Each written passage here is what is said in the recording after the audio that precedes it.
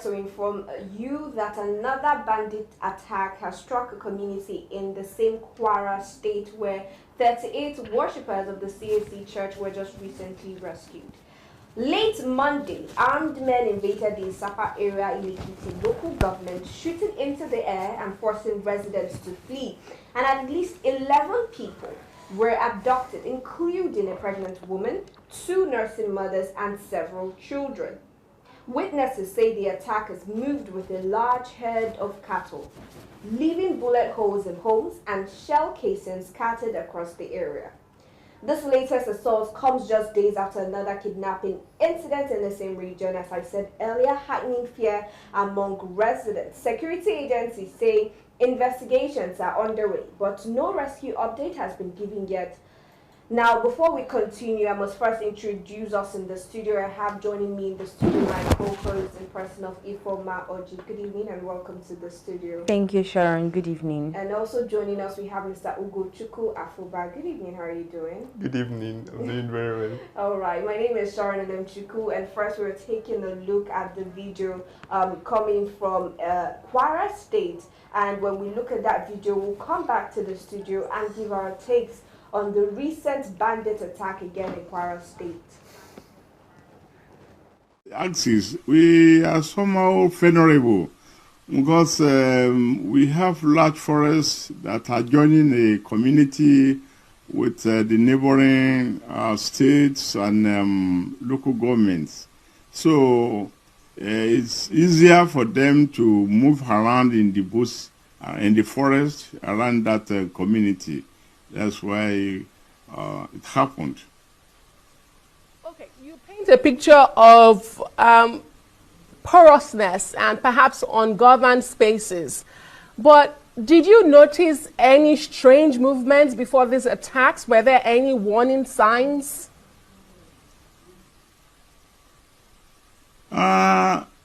We've been experiencing pockets of gunshots along the road, and at times farmers are being disturbed in the farm, being harassed, and some of them, they will send them away from the farm.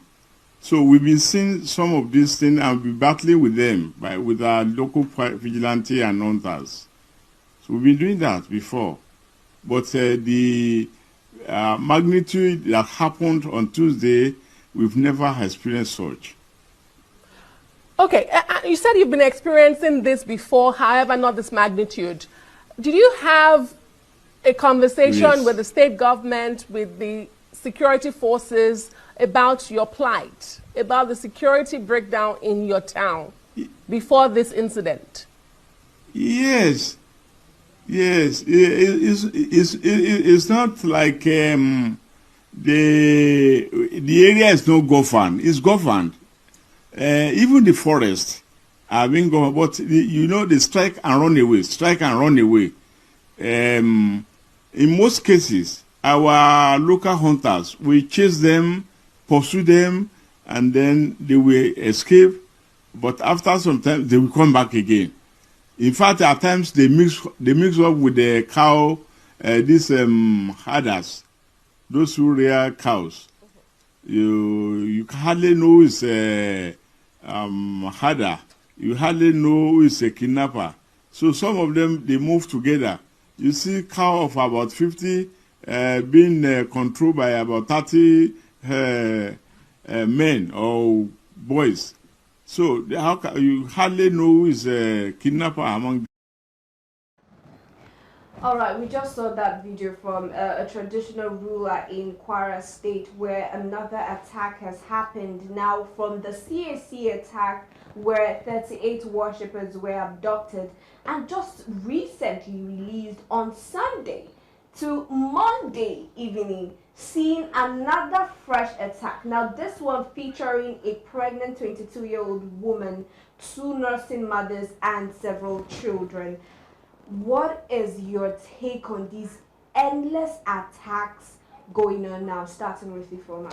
You know, there is a level of statement somebody will be making on national TV and you ask if there is nothing like maybe Oraimo cord close to you to wipe the person's head, because what is that man saying? What is he saying? He was asked. Now, that there have been recent attacks in that community. He agreed, he affirmed to that. And then they asked, have you made contacts with the government concerning to report this particular attack? And he said, hey, did you hear exactly what he was saying? That the bushes are being governed, that they chase these people away and then they come back. Is that how a leader is supposed to be talking about people in his community? Let's remove the government from this equation. Let's remove the security operatives from this equation now. We are talking about a leader, a community leader that is supposed to at least be the head of security in that particular community, and see how nonchalant and lackadaisical he is about the lives of people living in his community. Is a shame, and is a shame to the security operatives, is a shame to Nigerian government. This government have failed Nigerians, I tell you, and I believe Nigerians at large are already aware of this. How is it that just a day, few hours, is not even up to 72 hours, that we had the other people that we are rescued, the CAC church, yes, rescued, and then Isapa, a community close to Eruku, now received a different attack by 20 to 30 terrorists, stormed the community, abducted helpless pregnant women, minors. How am I supposed to really talk about this? How am I supposed to express myself? Why is it that our government are doing this to people? Now, I remember when we talked about this particular, the CAC church and over 315 children that were kidnapped from a school in Niger. And I was like, this whole rescue mission in KWARA state, why is it that there is no arrest that be made? Why is it that there is no persecution? I was saying that we needed all these things, and you saw a way to come out to say that because they brought out, they offered themselves, they surrendered voluntarily, that we only have to negotiate with them. We need to make peace with them. Now you've made peace with them. This is the result of the peace that you made with them. It emboldened more people to attack communities. People that don't have arms, they are unarmed. You are attacking them because they are helpless. They cannot help themselves. And this is what a community leader is coming out to yap about. Shame onto Nigeria. From that particular incident, now witnesses have come out to say that those bandits were in, company of cattle, and they came in, and even till now they say that there are still bullet holes in some buildings, some homes as well, and they made away with about 11 people. And I'm just, because they came with cattle, it's obvious that they were on barefoot, right? They were not using motorbikes like what we saw in the Niger attack, or using vehicles. They were on foot. Now let's talk about the fact that this community is very close to the other community where we had 38 worshippers kidnapped, and yet there seems to be little or no military presence in that area, because for them to have come to abduct over 11 people on barefoot and still not being captured, what picture is that painted to you? I think this is madness, and it's high time this madness has got to stop. That is completely, honestly, what I think, because I do not understand how in less than a month Nigeria has suffered so much plague than the people of Egypt. In less than a month. Less than a month. I don't really know what is happening, honestly. I don't know how else to say it. And there was something Nicola mentioned that struck me. He said that this is the result of peace negotiations. Having peace negotiations with bandits. Because when you say that they surrendered willingly, and for that reason, that is so shameless to say. As a Nigerian, I think now, why wouldn't the international organization see us as a joke? Because we already portraying ourselves as joke. We negotiate with bandits, but then people who pose a threat to our political ambitions, we get them and we sentence them to life. It does not make any sense at all. And I'm not even saying this because I am evil or because I am from the southeast. Mentioning Nnamdi Kanu's case, let's even leave Nnamdi Kanu aside from this matter. negotiating with bandits does not make sense at all. And I think I was also listening to the Morning Pulse, and I heard Mr. Sacramento saying something about that they have their ways of carrying out these operations. That you have to track the money, and honestly, I think that's bullshit. There is no way you can be leaving these people. This has happened not once, not twice, not even thrice. It's now looking like a normal thing. It's repeating itself. They're enjoying it. It's not supposed to be that way. These are, I don't know if it's looking like birds or animals. These are human beings, chickens. Nigerians, who enjoy an inalienable right to life.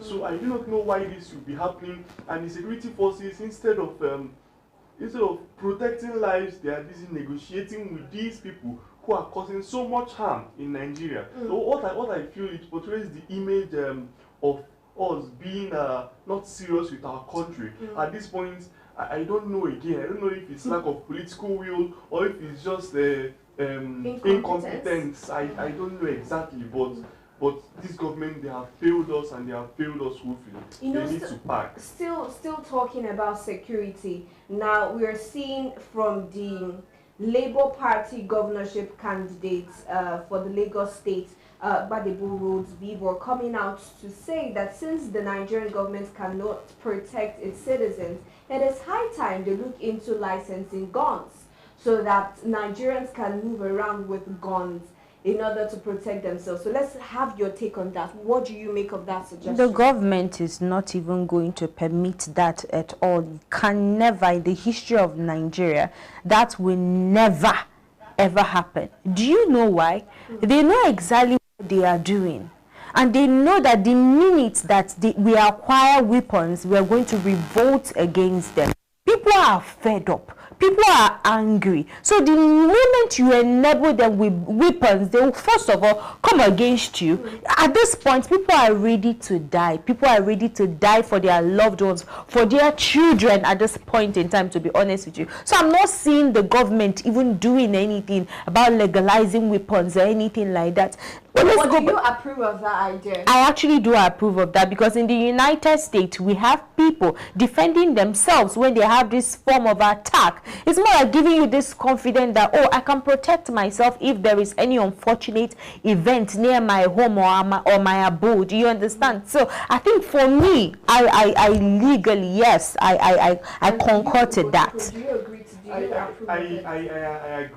agree completely. I think I've mentioned it here some time ago. The government, they need to look at legalizing arms for the citizens so that we can be able to protect ourselves. At least if they cannot do it, we should be able to do it by ourselves. I don't really know why they did this, and it's not something the president will do. This is something we as citizens, we have people representing us there in the legislative council of the government. We have to reach out to them. They need to pass a bill that will legalize arms for citizens. Because if at least, people, Nigerians, they joke a lot with everything. Presently, we can see memes everywhere, people joking about this whole insecurity situation, about them learning Fulani and all of those things. But beyond the joke is a very, very serious question.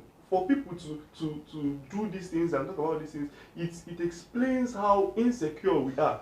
It means that our governments, the people who, I wanted to say people who we elected, but did we really elect them? The people who in power, who are supposed to protect human life, they are not able to do it, and the citizens now are looking for ways to protect themselves. And like I've always said, life is precious. If the government cannot protect it, then they should enable the citizens to protect themselves. There is also an attack that was quite different. Now we saw from another northern state that there was an attack in their communities, but look at what that particular community did. They went, when they confirmed the actual bandits that took their loved ones, they went to the family members of those bandits and also kidnapped them. Now this happened recently now, when the kidnappers called them asking for ransom, they said they were not going to pay a dime and that they would help their family members. And that was how these people used them. And I'm saying now, do you see Nigerians getting to that point where they are able to protect themselves, even without the Nigerian government help? You see the security vacuum there. Now, at the end of the day, who did we give accolades to? We were seeing a lot of people give.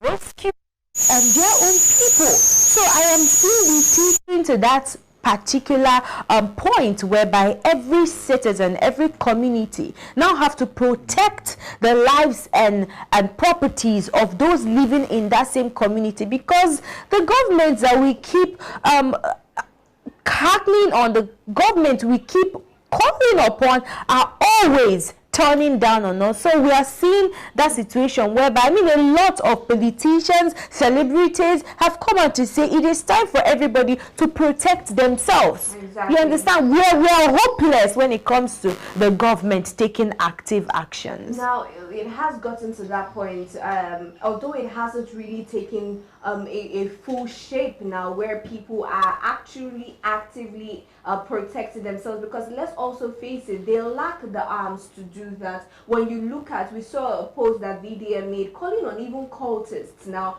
to involve themselves in the security situation that we're facing. But somebody raised a valid point, saying that when you look at the arms these bandits are carrying, they are not toy guns, they are not things that you pick up from the market, right? These are high-end machinery that they are using. So let's talk about that. Let's talk about protection right now, because we know that this insecurity is gradually turning to an everyday situation, to a daily crisis. Now, talking about protection, even while the ratio to arms of a Nigerian civilian to that of the bandits we have in Nigeria is not equal, how feasible is that? Well, the point I want to make is that, you know, it is natural for a human being, when you know that there are severe consequences for the action you are about to take, you would think about it twice. So, in as much as these bandits, they, I've said it before and I'm saying it again, we all know they are using a very, very sophisticated weapons. But then we can start with the ones we have. If we legalize arms, the ones we have in Nigeria here, if those bandits, they are aware that when you come to attack this person, there are possibility of the person defending himself.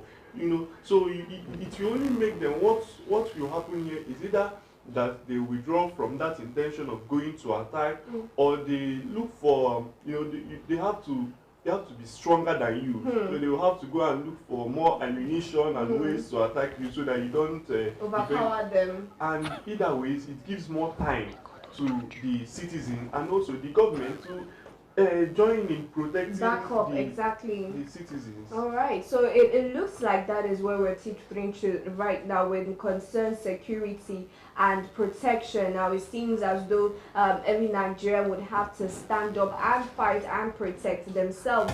Now, still talking about this KWARA incident, you know, the fact that they were able to rescue 38 worshippers, and just this morning we heard Bayo Nanuga talking about how the security apparatus went about rescuing these people, and what he said is that they made contact with these bandits and asked rather gently that they rescue or they release those that they have kidnapped. And because those bandits understand the implication of saying no to the Nigerian government, they went ahead to rescue them. Now, do you see that same format that they used with the CAC church members being repeated with this recent attack now? And do you think it would work? Do you know, the truth is that they called the bandits, and the bandits, they had a peace talk, peace negotiation with the bandits. But we're hearing that it's actually the community that abducted their own families that spurred them into releasing the abductees. Am I correct? So no, how are we? States.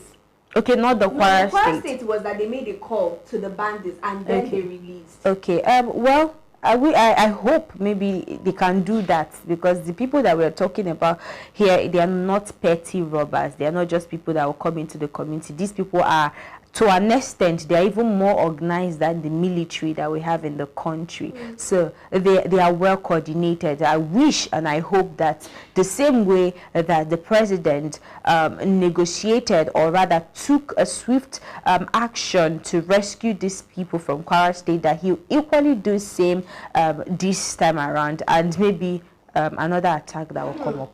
Now, this would be, let me also come to you, Mr. Ugochukwu. Let's talk about how the format they used in rescuing these people, calling the bandits and asking them to release those they have kidnapped. Do you think that this is a trustworthy method to rely on going forward? First, I want to say that statement made by presidential aide Bayo Onanuga is both laughable and annoying at the same time. It is, because I don't know if you understand the implication of his statement. You saying that they know the consequences of not adhering to the request or the what the federal government says. It just means that those bandits are controlling the government. That is what it means. Because for you to get back your citizens, you have to call them and negotiate with them. That's just the bandits being in control. The government is now a middleman. That is just it. The government, a middleman between the bandits and the people. I do not understand. Why will you need to ask them? It shows that you are weak. It just shows weakness for you to be able to beg them, give us our people, or we will do this and that. They say that they are trying to avoid collateral damage, and that's why they don't want to bombard the base. I get that, but he's still saying that the bandits, they know the consequences of not obeying. What is the consequence? What is the consequence? It's countries. We've seen this in the US, but we've seen it in other developed countries. In fact, even third world countries like Nigeria as well, they try as much as possible to protect their citizens. That is first. But the problem in Nigeria is that our government, their priority is not the security of the people.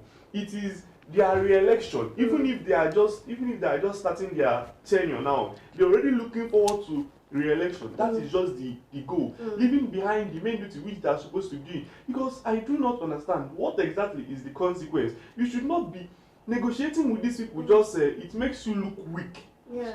You have to show that how the Trump said peace through strength. It's not through negotiation. It is through strength. Show that you are indeed a sovereign nation.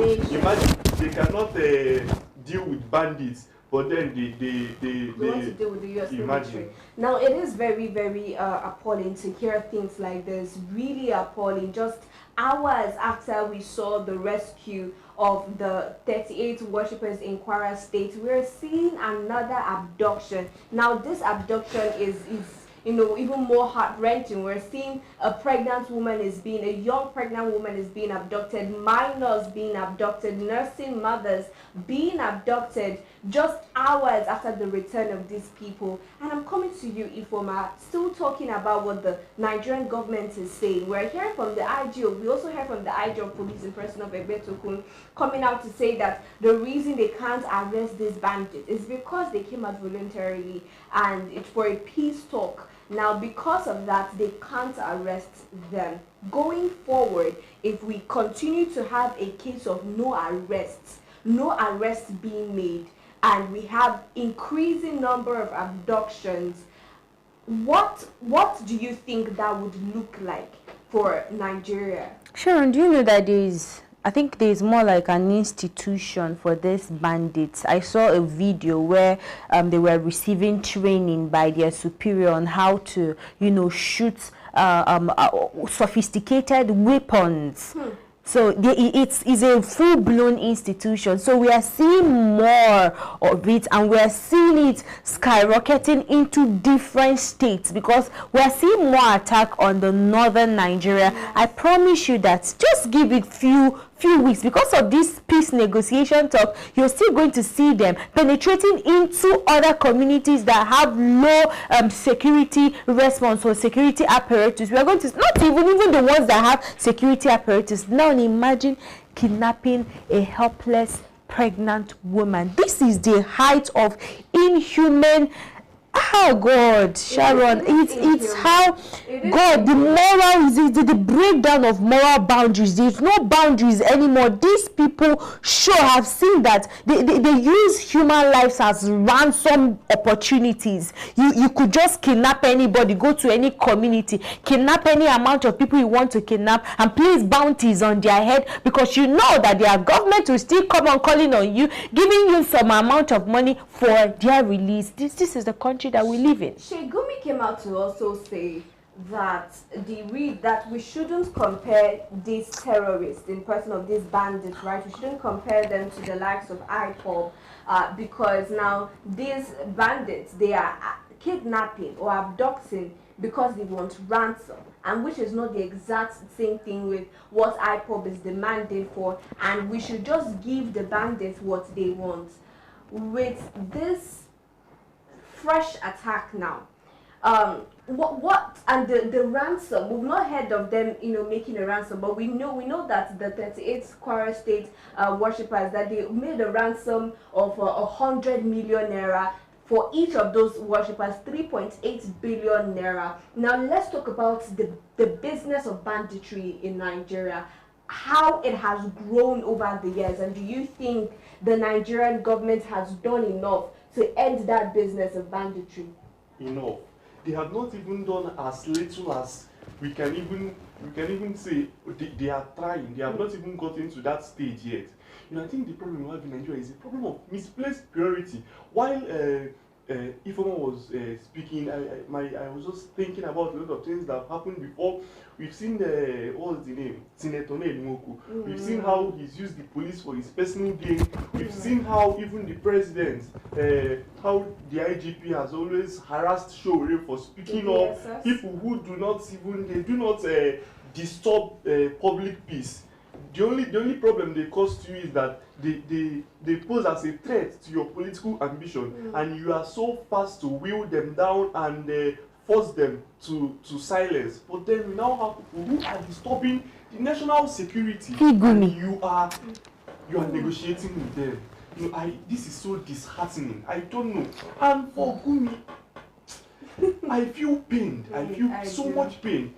If you say something about the IPOB, the cause behind IPOB, and then these bandits, in as much as this is something morally we should not even be doing, but let's be hypothetical right now. IPOB has a cause they are fighting for, which is secession, on the basis that the Igbos are being marginalized. So that is in fact it is a rightful cause. It only depends on how you go about it. But these bandits, that they are demanding for ransom. What then are you living a life for? You should work and make money to. And if this continues this way, I as an average Nigerian, I do not receive what. Who knows? An average Nigerian. Join them. The government has been causing us. And I even think the government is motivating these bandits. They are motivating. It's not thinking. They are motivating them. When you do not provide for people, or you do not even help for there to be provision of maybe even employment, they have to go through other means. I'm not even trying to encourage, but it is reality. Tell me how many people have gone into the military this year? How many people? We saw the video of a woman, a wife of a military woman this afternoon, decrying passionately and deeply about other military people that are holding positions in military, are being shot dead, are being shot and are being killed without any honor. How do you think anybody would actually appreciate them or honor them at the end? But look at how these bandits are being honored. Look at how they are being called. You are holding how many people? Please, how much are we going to you to release those people? You're negotiating with them, but look at the people that have given you 35 years of their life in service. You just allow them waste like that without any package. When you look at the amount, right, that these bandits are so bold to call 100 million naira, it just shows that they know that this money, they are not calling out this money or this amount for the members of their family. Because when you look at the sets in there, they didn't go to Abuja to abduct, they went to a village in KWARA State where you can with look at cows. the church members, and you know that they are living Even the whole community cannot raise that amount. The minimum wage, right? And you're demanding 100 million naira. It shows that that money that they are demanding is not really to the families, but to the governments, because they know the governments can afford that money. Because when I'm saying 100 million, it's not totally. I'm saying 3.8 billion naira for each person.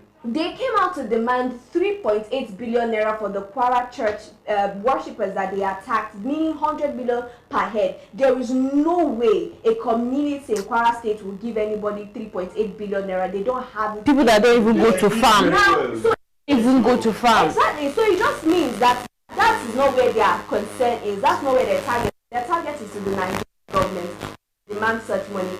I just think that it is high time this non-kinetic or the kinetic approach that the Nigerian security force is using has to change. It has to give. Because something has to give right now. It seems that the approach, they say you can't keep doing the same thing and you expect different results right now. It's time for the Nigerian security to do something else in order for us to see better results. Anyways, this is what we are calling it a wrap on the show. You know, anytime I call it a wrap on the show, I'm just scared because the next morning I might come out and announce again that there is another abduction or another kidnapping. You never really can tell because it is really shocking. Just hours after they were rescued in KWARA State, we're seeing a fresh attack. It is worrisome. But anyways, we're calling it a wrap for the show today. Thank you to my guests in person of Ugochukwu Afuba and my co-host Ifoma Oji for joining me on the conversation this evening. If you're watching for the first time, this is Active Citizens. Please follow us and subscribe to our YouTube channel. Follow us at Active Citizens. And you can find me across all socials at Sharon Enemchukwu. And you, Ifoma. You can find me on Facebook at Oji Sophia and on Instagram at Misolex. Miss Ugochukwu. You can find me on Instagram, Facebook, and X at Ugochukwu Afuba. So we'll come your way again.